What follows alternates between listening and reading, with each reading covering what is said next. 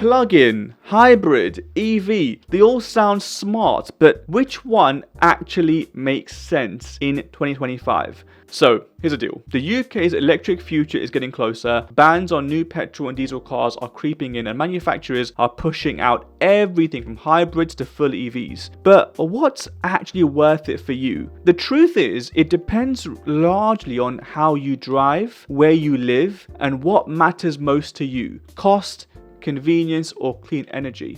First, full EVs. If you've got a driveway and you can install a home charger, EVs are hard to beat. Charging at home is cheap, maybe £5 to £10 per 100 miles, and EVs are quiet, smooth, and low maintenance. But if you live in a flat, rely on public charging, or do long trips often, the charging infrastructure in the UK still has gaps, and costs can rocket as high as a Falcon 9 rocket if you are using expensive rapid chargers. So EVs make a lot of sense for urban drivers, short commutes, or people who want the quietest, cleanest option, as long as the charging setup works for you. So let's jump into plug-in hybrids. These combine a petrol engine with a battery one that you can charge. You get 20 to 40 miles of electric range, then the engine kicks in. If your daily drive is short and you can charge regularly, you could do most of your driving on electricity with the petrol engine there as backup for those longer road trips. But if you don't charge it often, you're just driving a heavier petrol car with worse fuel economy. So plug-in hybrids are best for drivers who want flexibility, some mixed driving, and are happy to plug in most days. And finally, regular hybrids, no plug-in needed. These use a small battery and electric motor to assist the petrol engine, mostly at low speeds and in traffic, and you haven't got to plug them in. They charge themselves as you drive and generally deliver better fuel economy without changing how you use the car. They're ideal for drivers who want simplicity. You get decent-ish efficiency, more so in town than on motorways, lower emissions, and there's no charging cables in the boot. If you do a mix of city and motorway driving and don't want to deal with public chargers or installing a home unit, hybrids might be the easiest option. I mean, look, here's my take, and I've had all three. The right choice depends on three simple questions. Number one, how far are you driving on a regular basis? If it's mostly short trips, an EV or plug-in hybrid could work very, very well. Long distance drivers might want the backup and flexibility of petrol or a hybrid car. 2. Can you charge at home? This one's huge. If you've got a driveway and a charger, running an EV is cheap and easy. But if you don't, you'll be relying on public chargers, and that's where things get messy and pretty expensive. 3. How much convenience are you willing to sacrifice? Because public charging can work, but it usually means waiting around, planning ahead, paying premium rates, downloading more apps than the number of kids Elon Musk has, and